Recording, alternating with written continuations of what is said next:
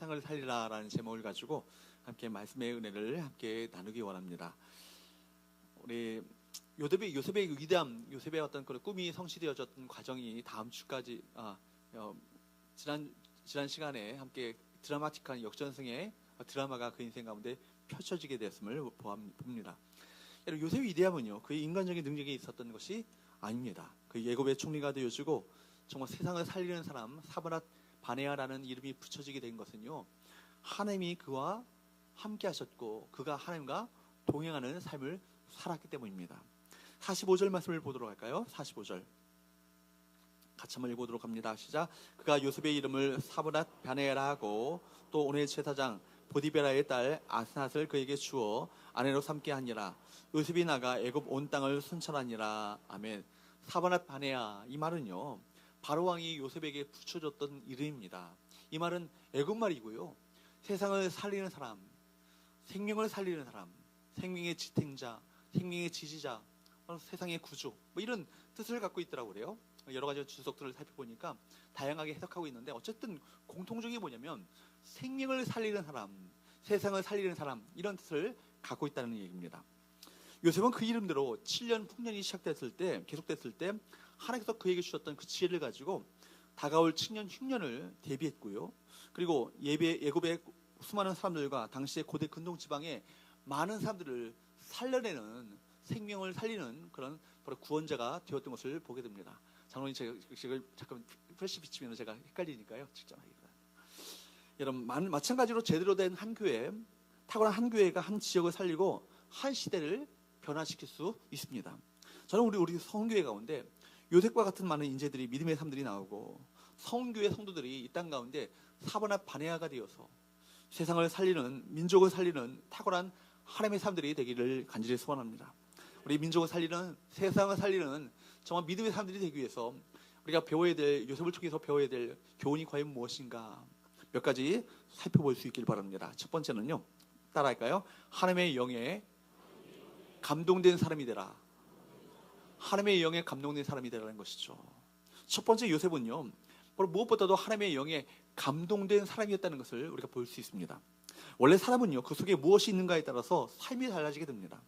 그 마음속에, 생각 속에 하나님의 영이 있는 사람은요, 언제나 날마다 하나님의 꿈을 꾸고요, 하나님을 갈망하며 선한 일에 대한 소원을 갖게 마련입니다. 반면에 그 마음속에 세상의 영이 있는 사람은요, 하는 일마다 세속적으로 생각하고 세속적인 어떤 그 판단을 하며 결국 그 생각하는 것마다 이기적이고 부정적인 생각, 우울한 생각, 마귀가 꼭 좋아하는 생각과 마귀가 꼭 좋아하는 말들만 합니다. 요셉은요, 늘 하나님의 영에 감동된 사람이었기 때문에 늘 하나님의 관점을 가지고 세상을 바라봤어요. 믿음의 관점으로 세상을 해석했습니다. 그때 바로 그로 말미암아 무엇이 진실하고 무엇이 거짓인지, 어떤 것이 하나님께서 기뻐하시는 것이며 어떤 것이 하나님의 마음을 아프게 하시는 것인지를 늘 성령에 감동된 자가 되어서 그것을 판단하고 그것을 선택하며 살았다는 것이죠. 2년 전 여러분, 요셉이 억울하게 감옥에 들어왔던 그 사건을 여러분 기억해 보십시오. 그때를 한번 생각해 보십시오. 그때 요셉에 있었던 감옥 가운데 누가 들어옵니까? 술 맡은 관원장과 떡 맡은 관원장이 그 요셉에 있는 감옥 가운데 들어오지 않습니까? 그러다가 두 사람이 동시에 꿈을 꿉니다. 근데 요셉은요, 그 꿈을 즉각적으로 해석할 수 있었습니다. 요셉은 어떤 자였기 때문에, 하나님의 영에 감동된 자였기 때문에 바로 하나님의 영이 주시는 지혜를 가지고 그 꿈을 해석했던 것이죠. 성령께서는 요셉에게 누가 억울한 사람인지, 누가 그렇게 일을 저지른 사람인지를 알게 해주었습니다. 떡 맡은 관원장은 모사꾼이었고, 반면에 술 맡은 관원장은 억울하게 모함을 받아서 들어온 사람이라는 것을 보여주었던 것입니다. 요셉이 이제 바로의 꿈을 이야기 들었을 때도 마찬가지였습니다. 바로 이야기를 들었을 때 하나님께서는 그에게 꿈의 해석을 가르쳐 주셨어요. 요셉은 하나님께서 가르쳐 주신 대로 조리 있고 명쾌하게 그 꿈을 해석했습니다. 바로 왕과 애굽 박사들, 수사들도 도저히 풀 수 없었던 그 꿈이었지만, 하나님의 영에 감동되었던 요셉은요, 너무나도 쉽게 그 꿈을 해석할 수 있었던 것이죠. 여러분, 하나님의 영에 감동되면요, 성령께서 알려주시면 우리의 닥쳐지는, 우리의 일상 가운데 벌어지는 어려운 문제들도 쉽게 해석할 수 있습니다. 내 인생 가운데 왜 이런 일이 벌어지는지, 내 삶 가운데 왜 이런 고난이 닥쳐오는지 이유 없이 닥쳐오는 고난과 역경인 것처럼 보이지만 하나님의 영에 감동되면요, 그것을 어떻게 판단한다고요? 하나님의 영을 가지고 하나님의 관점에서 하나님의 섭리를 기억하면서 내게 닥쳐지는 이 고난은 고난이 아니고 뭐라고요? 변장된 축복이라고요. 나를 결국 정금과 같이 손금과 같이 단련하시고 연단시키셔서 마침내 바로 약속의 땅으로 이끄시기 위한 과정으로 이 광야 학교를 통과하게 하신다. 이것을 깨닫게 되는 거예요. 이 바로 터드는 캄캄한 암흑이지만 하나님께로 나아가는 돌아가는 길이 아니라 지름길이다. 이것을 깨닫게 되는 거예요. 해석이 되어지는 것이죠. 여러분, 그렇습니다. 여러분, 하나님의 영에 감동되면요, 성령께서 알려주시면 우리의 어려운 문제들도 쉽게 풀 수 있을 것입니다. 어떤 사람에게는 모든 것이 문제죠. 사업도 어렵고 직장도 문제고 가정도 문제고 남편도 문제고 자녀도 문제고 내 몸도 문제고 모든 것이 다 문제야. 그러니까 내 마음 가운데 무엇이 터져나와요? 원망과 불평만 터져나와요. 그러나 여러분, 하나님의 영에 감동된 사람은요, 세상의 모든 사건들이 다 쉬워져요. 누구의 관점에서 바라보게 됩니까? 하나님의 관점에서 바라보게 되어지고, 어떤 눈으로, 믿음의 눈으로 그걸 바라보게 되어지니까 결국은 이것을 나를 망하게 하는 것이 아니라 여호와의 말씀이니라 너에게 재앙이 아니라 미래와 희망을 주는 것이라 말씀하셨던 예레미야 선지자의 말씀처럼 우리 인생 가운데 닥쳐지는 것이, 이거 고난은 재앙이 아니라 나에게 미래와 희망을, 평안을 주시기 위한 하나님의 과정이라는 것을 깨닫게 되는 거예요. 여러분, 겉으로 보면요, 여러분, 요셉의 인생 얼마나 꼬였습니까? 그 인생이 그렇게 바닥처럼 더 이상 내려갈 바닥도 없어요. 형들에게 미움을 받고 노예 생활로 이제 하게 됩니다. 그리고 보디발의 집에서 성실하게 충성스럽게 노예 생활을 했지만 결국 그에게 닥쳐진 건 뭐예요? 모함이잖아요. 누명이잖아요. 결국 어디까지 내려갑니까? 감옥까지 내려가요. 그런데 불구하고 성경은 말하기를 뭐라고 합니까? 감옥에 있었어도, 저 감옥이라는 것은 뭡니까? 우리 인생 가운데 가장 캄캄한 어둠이고요, 가장 밑바닥 아니겠습니까? 그 가운데 있었어도 성경은 말하기를 하나님께서 그와 함께 하심으로, 요셉과 함께 하심으로 그가 형통한 자가 되어, 이것이 반복되고 있다는 거예요. 여러분, 우리 모든 것이 잘 풀려져야 형통한 것이 아니에요. 내 인생 가운데 어떤 로또 복권이 대장 맞아 떨어지고 대박 맞고 사뒀던 주식이 팍팍 올라가고 이래야 형통한 자가 되는 것이 아니라는 것입니다. 누가 함께 하셔야 돼요? 하나님이 그와 함께 하심으로 그가 형통한 자가 되어. 사랑하는 여러분, 하나님이 우리와 함께 하심으로 우리가 형통한 자가 되어, 이것이 우리 인생에 붙여지는 아름다운 이름이 될 수 있기를 축복합니다. 여러분, 하나님의 영이 요셉과 함께 하자 그런 상황에서도 형통한 자가 되었고, 어떤 일도, 어려운 일도 쉬워졌어요. 성령의 사람들은요, 그렇기 때문에 늘 최악의 상황에서도 늘 최선을 맛보며 살게 되어 있습니다. 누가 함께 하시기니까? 하나님이 함께 하십니까? 바로 왕이요, 요셉을 바라봤을 때 바라봤던 것이 이거 아니에요. 애굽 왕 바로는 요셉이 얼마나 똑똑한가, 그가 얼마나 실력이 있는가, 이걸 본 게 아니라 그가 누가 함께 하신다? 하나님이 함께 하신다, 이걸 본 거예요. 이 사람이 바로야말로 하나님의 영에 감동된 사람이라고. 어디서 이 하나님의 영에 감동된 사람을 어디서 찾을 수 있겠냐고. 그리고 요셉을 향해서 뭐라고 말합니까? 내가 이 모든 가진 이 지혜는 하나님께서 주신 거라고. 한번 볼까요? 38절 39절 말씀을 보도록 합니다. 38절 39절 한번 읽어보도록 합니다. 시작. 바로가 그의 신하에게 이르되 이와 같이 하나님의 영에 감동된 사람을 우리가 어찌 찾을 수 있으리요 하고, 요셉에게 이르되 하나님이 이 모든 것을 내게 보이셨으니 너와 같이 명철하고 지혜 있는 자가 없도다. 아멘. 그렇습니다. 애굽 왕 이 바로는요, 요셉을 어떤 자로 보았어요? 하나님의 영에 감동된 자로 보았다는 거예요. 자기 힘으로는 이 세상을 기근해서 살릴 수 없지만 하나님의 영을 소유한 사람, 하나님의 영을 가진 사람 요셉은 바로 이 일을 능히 할 수 있다라고 파라오는 해석했던 것이죠. 그래서 이 파라오는 자기 손에 끼워졌던 이 반지를 누구에게 끼워줍니까? 바로 요셉에게 끼워주는 거예요. 그러면서 이렇게 말합니다. 40절 41절 한번 읽어보도록 합니다. 시작. 너는 내 집을 다스리라. 내 백성이 다 내 명령에 복종하리니 내가 너보다 높은 것은 내 왕자뿐이니라. 바로가 또 요셉에게 이르되 내가 너를 애굽의 온 땅의 총리가 되게 하노라 하고, 45절도 봅니다. 그가 요셉의 이름을 사바낫 바네아라 하고 또 온의 제사장 보디베라의 딸 아스낫을 그에게 주어 아내로 삼게 하니라. 요셉이 나가 애굽 온 땅을 순찰하니라. 요셉의 이름을 뭐라고 붙였다고요? 사바낫 바네아라고요. 이걸 보십시오. 사바낫 바네아, 아까 말씀드렸던 것처럼 세상을 살리는 사람, 생명을 살리는 사람, 생명의 지탱자, 지지자, 구주, 이게 바로 사번의 바네아의 뜻이에요. 누구를 꼭 예표합니까? 신약 성경에 예수님을 예표하죠. 우리가 종료주일 맞이하여서 오늘 이 종료주일이야말로 어떤 날입니까? 세상을 구원하기 위해서, 생명을 살리기 위해서 그 십자가를 지시기 위해 예루살렘으로 올라가셨던 그날이 바로 종료주일이 아니에요? 오늘부터 시작되어지는 고난주간을 통해서 결국 주님께서 금요일날 십자가에 달려 돌아가시게 되시고 3일 만에 사망 권세를 깨뜨리시고 부활하시는 부활절을 우리가 다음 주에 맞이하게 될 거예요. 주님께서 지셨던 그 십자가가 누구를 위한 십자가예요? 우리 모두에게, 나에게 바로 생명을 주시기 위해서 지셨던 그 십자가 아닙니까? 요셉이 장차 그런 일을 할 거라는 얘기죠. 요셉이 세상을 구원할 하나님의 역사를 감당할 그런 믿음의 사람이 될 것을 바로 바로의 말을 통해서 선포하셨던 것입니다. 애굽의 모든 운명 누구에게 맡겨집니까? 요셉에게 맡겨지게 되는 거예요. 그렇기 때문에 저와 여러분들은요, 누가 뭐라고 해도 하나님의 영에 감동된 사람이 되어야 될 줄로 믿습니다. 하나님은 예나 지금이나 성령님으로 충만한 사람들을 찾고 계시고 그 사람을 선택하셔서 하나님의 그 세상을 살리는 그 역사를 나타내 보이시는 거예요. 사도행전을 한번 보십시오. 사도행전에 예수의 제자들, 여러분 그 사람들이 어떤 사람들을 변화됩니까? 그 사람들이 사실은 겁쟁이잖아요. 주께서 십자가에 달려 가셨을 때 다 뿔뿔이 도망가 버리고 말았습니다.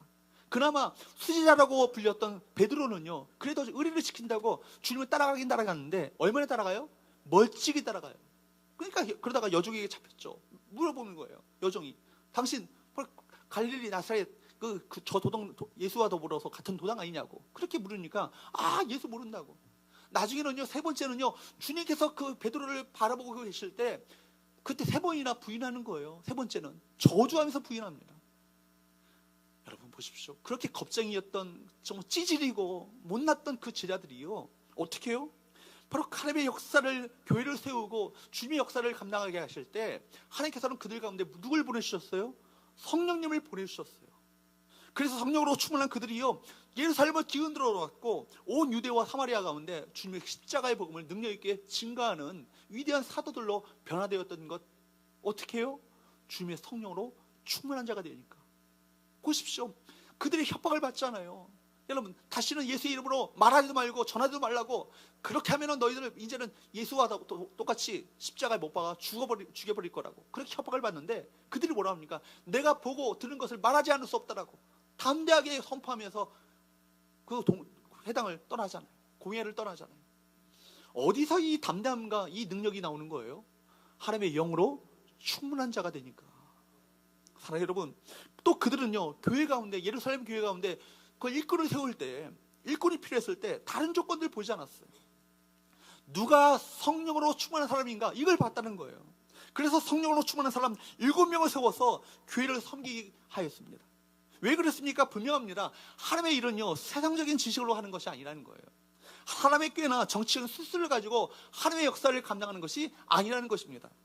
성령으로 충만한 사람이 이 땅 가운데 하나님의 놀라운 일들을 감당할 수 있었음을 알고 있었기에 바로 초대교회는요, 성령으로 충만한 사람을 7명을 세워서 교회 일들을 감당하도록 만들었다는 것입니다. 그러므로 우리는 이 땅을 살아가면서 다른 세속적인 것을 구하지 마시고 무엇보다 구해야 될 것은요, 성령의 임재를 구하시는 저와 여러분 되시기를 주로 축복합니다. 여러분, 우리에게 진짜 필요한 것은 돈이 아니에요. 뛰어난 지주와 기가 막힌 행운이 아니라고요. 우리 하나님께서 우리와 함께 하시는 것, 이것이 가장 중요한 것 아니겠습니까?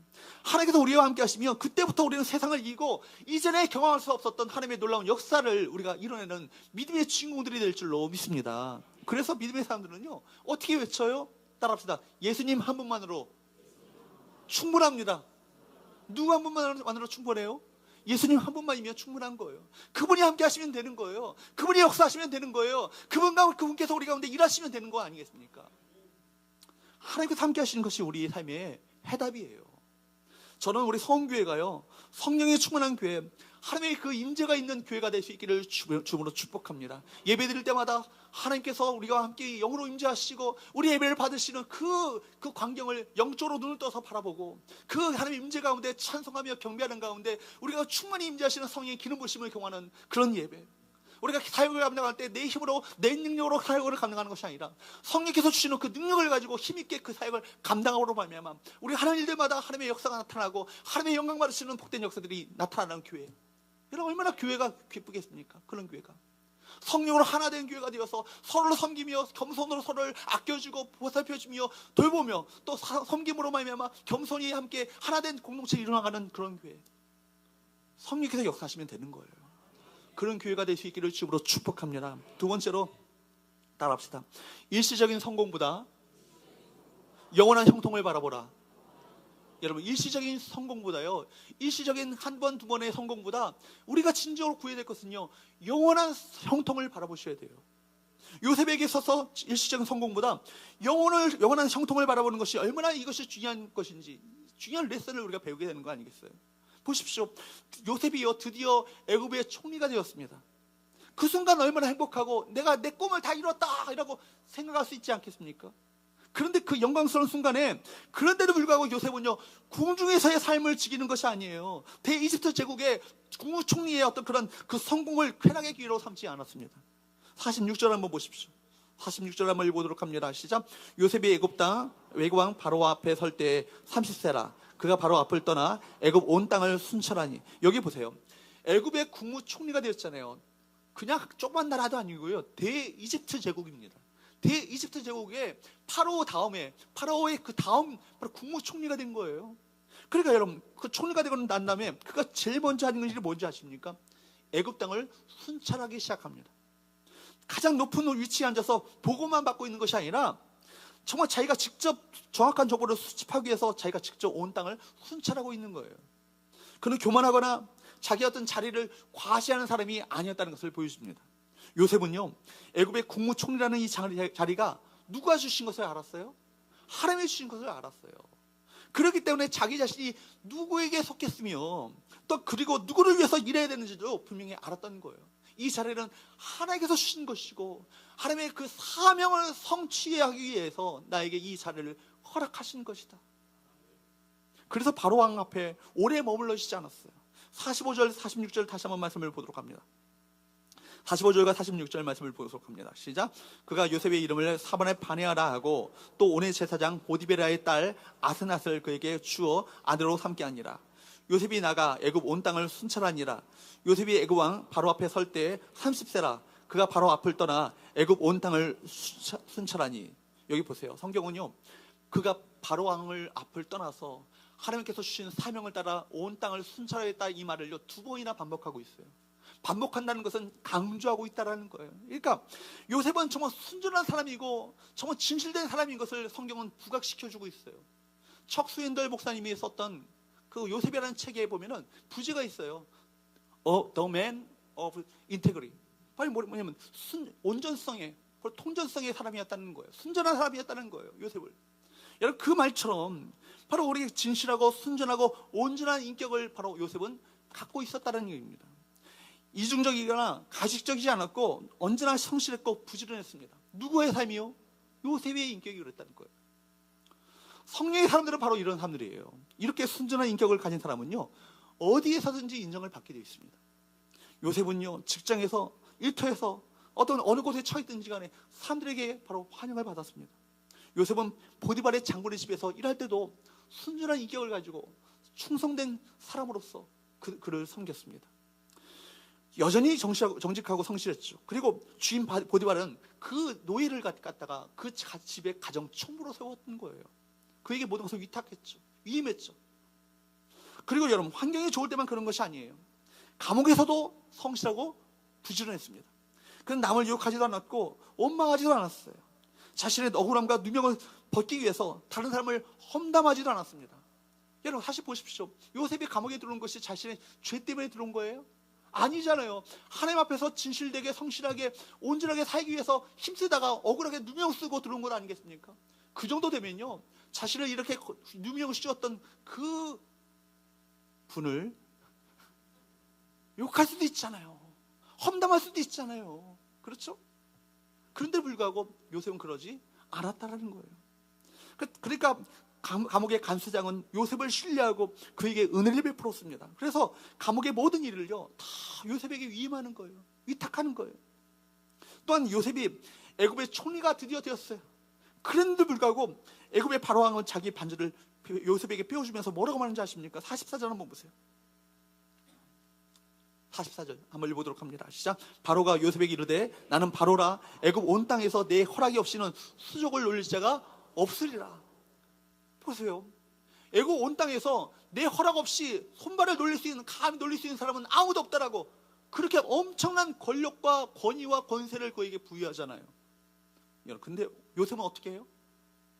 여전히 순전한 믿음의 사람으로 정직하게 일했습니다. 하나님이 주신 이 국무총리라는 이 자리를요, 하나님께서 그에게 주신 사명으로 받아들이고 여전히 성실하게 일했던 것이죠. 여러분, 요셉이요, 국무총리가 되는 것이 인생의 목표였다면, 국무총리가 되는 것이 그 인생의 모든 꿈의 전부였다면, 여러분, 그는 망하는 인생이 되고 말았을 것입니다. 국무총리가 꿈이었다면 그 인생은요, 성취 후에 허무감으로 말미암아 타락한 인생이 되고 말았을 거예요. 실제로 많은 사람들이요, 정상에 올라가면요, 탑 위치에 올라가면 타락합니다. 권력을 이용해서 범죄합니다. 권력을 탐욕을 채우는 기회로, 자기 쾌락을 충족시키는 기회로 삼는 사람들이 얼마나 많이 있습니까?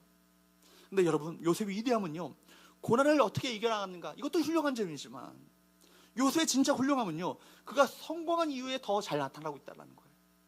요셉의 성품은요, 고난의 때뿐만 아니라 성공한 이후에 더 아름답게 그 성품이 드러나게 되었습니다.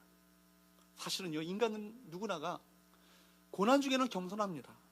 하나님을 찾습니다. 그런 반면에 번영이 때는요, 번영하고 성공하고 잘 될 때는요, 교만해지기 쉽고요, 하나님을 떠나기 쉽습니다. 그래서 고난을 이기는 사람은 많아도 번영을 이기는 사람은 없다라고 말할 정도로 우리가 번영에 쉽게 넘어지고 마는 거예요. 여러분, 우리가 우리나라의 경제를 위해서 기도하고 있지 않습니까? 저도 나라와 민족의 경제와 정치적인 안정을 위해서 기도합니다. 근데 여러분, 한편으로 두려운 것은 뭐냐면, 경제적으로 안정이 되어지고 경제적으로 부강하고 번성한 나라가 되면 반드시 뭐가 따르는지 아십니까? 그 백성이요, 하나님을 떠나게 돼 있어요. 교회가요, 한 나라가요, 1만 GNP 1인당 GNP가요, 1인당 GNP가 $10,000 넘기 시작하면 교회에 사람들이 떠나기 시작한다는 거예요. 그래서 $30,000가 넘기 시작하면 교회이나 말하면서도 교회를 안 다니는 사람들이 많아지기 시작한다는 거예요. 이게 뭘 말합니까? 사람들이 어디에 넘어져요? 번영과 성공에 넘어지는 거예요. 고난에 넘어지는 것이 아니에요. 성공과 부유함과 형통에 모든 것을 넘어지기 시작해요. 고난 때는요, 새벽을 깨우고 어떻게 했는지, 하나님, 내가 주님을 찾겠습니다, 주께 날 도와주셔야겠습니다 라고 새벽에 나와요. 근데 잘 되어지고 성공하고 모든 것이 형통하게 되면 새벽에 굳이 나와서 주님을 찾을 이유가 없는 거예요. 하나님 없이도 잘 살 것처럼 보이거든요. 하나님 없이도 그렇게 모든 것이 돌아가거든요. 그러니까 거기서 바로 번영에서 넘어지는 사람들이 많이 있다라는 얘기예요.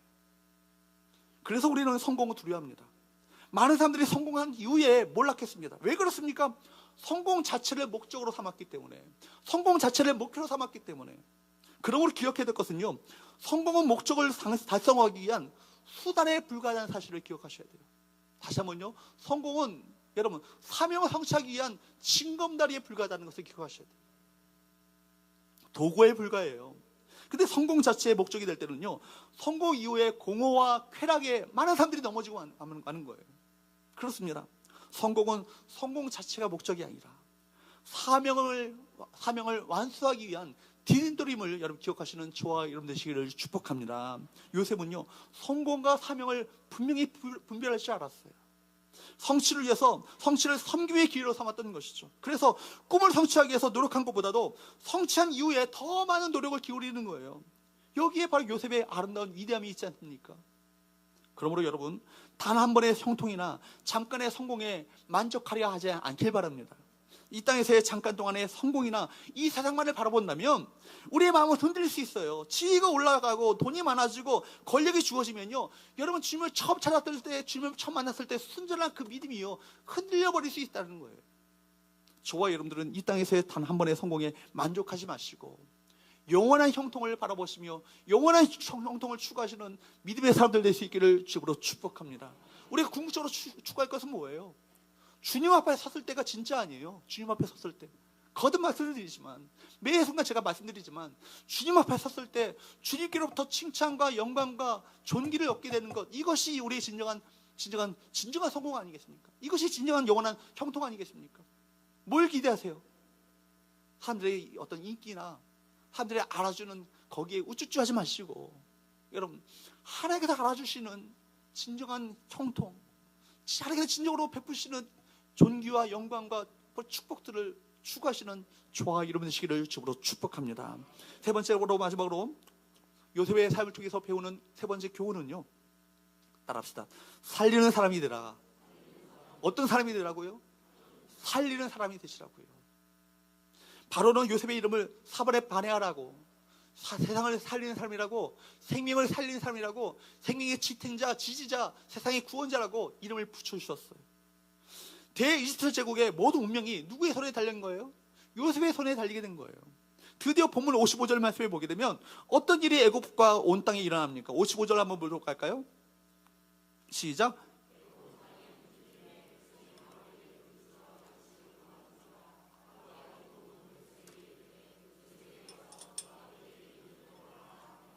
바로는요, 요셉에게 모든 권한을요, 권세를 다 그에게 위탁하였습니다. 부여했습니다. 그럼에도 불구하고 요셉은요, 철저하게 누구 앞에 순종해요? 바로 앞에 순종하는 거예요. 철저하게 바로를 위해서 존재합니다. 근데 사실은요, 누구를 위해 존재하는 거예요? 하나님을 위해서 존재하는 거예요. 그 55절, 56절 한번 봅니다.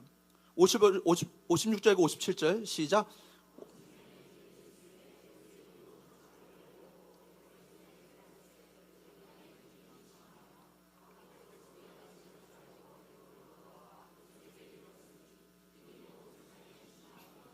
여러분 보세요. 흉년이 드디어 시작되었어요. 애굽 백성뿐만 아니라 각국 백성들이 다 요셉에게 나와서 식량을 구해요. 이걸 어떤 의미를 갖고 있는 거예요? 여러분, 우리 그리스도인들은요, 유일하신 구원자 예수 그리스도를 통해 먼저 구원을 받은 백성들이에요. 우리를 통하지 않고는요, 구원을, 예수 그리스도의 생명을 얻을 수 없다라는 것을 말하고 있는 거예요. 다른 사람들의 생명을 살리는 사명으로 우리 모두가 부름받았음을 알게 됩니다. 요셉은 세상을 살리는, 생명을 구원하는 그 사명자로서의 어떤 부르심을 받았잖아요. 마찬가지로 우리 모두가 제2의 요셉, 제3의 요셉이 되어야 될 줄로 믿습니다. 나를 통해서 내 주변의 사람들이 그 생명을 얻게 되어지고 살아나게 되어지고 회복되어지는 놀라운 역사, 그 일에 우리 모두가 쓰임받아야 되지 않겠습니까? 제가 담임 목사로서 부임하면서 제가 첫 번째로 우리 교회에 내걸었던 그 표를 기억하세요? 사람을 살리고 사람을 세우는 교회라고. 그죠? 우리 모두가 이 사명 가운데 우리 교회가 부름을 받은 거예요. 사람들을 살리고 사람들에게 예수 그리스도의 생명을 전달하고 또 그 예수 그리스도의 생명을 전달하는 바로 사역자들로 세워지는 그 꿈 가운데 우리 교회가 쓰임받아야 되지 않겠습니까? 여러분, 흉년이 닥쳐왔을 때 식량을 얻어서 생명을 보존하는 유일한 방법은 누구 앞에 나가는 것밖에 없는 거예요? 요셉 앞에 나가는 것밖에 없는 거예요. 하나님 우리 그리스도인을 통해서 많은 사람들의 그 생명이 살아나는 놀라운 역사가 나타나기를 원하십니다. 세상은요, 하나님을 저절로 알 수도 없고 믿을 수도 없어요. 누구를 통해서만 예수님을 알 수 있는 거예요? 나를 통해서, 여러분을 통해서, 당신을 통해서만 바로 예수 그리스도를 알 수 있는 거예요. 바로 그렇기 때문에 이 세상 가운데 우리 그리스도인들이 이 세상 가운데 보내신 것 아니겠습니까? 요한복음 17장 18절에서 21절 주님께서도 이렇게 말씀하셨어요. 18절 말씀을 한번 보도록 할까요? 18절 시작. 아버지께서 나를 세상에 보내신 것 같이 나도 그들을 세상에 보내었고. 여기 보세요. 아버지는 누구예요? 하나님 아버지잖아요. 하나님 아버지께서 나가 누구예요? 예수님이에요. 하나님 아버지께서 예수님을 이 세상 가운데 파송하실 때, 야, 너 대충 하고 와, 이렇게 보내셨겠어요? 너밖에 없어. 내가 십자가를 져야 이 세상을 구원할 수 있다. 내가 생명을 살리는 이 구원자의 역할을 감당할 수 있다고. 내가 그 십자가에 지는 이 사명을 너에게 부여한다고. 전폭적인 신뢰와 전폭적인 위임을 주님께서 주시지 않겠어요? 마찬가지예요. 주님께서 우리를 보내실 때도 아버지께서 나를 보내신 것처럼 나도 너희들을, 우리 그리스도인의 그 제자들을, 주님의 제자들을 이 땅 가운데 그렇게 파송하셨다고 말씀하지 않았어요? 여러분, 그럴 때 우리를 보내실 때 대충 보내십니까? 아니죠. 한 사람 한 사람 여러분 보내실 때, 이 세상 가운데 보내실 때 전폭적인 위임, 내가 못한 일을 너희가 감당하기 원한다고. 바로 그 위임을 가지고 우리를 이 세상 가운데 파송하시는 건 아니겠어요?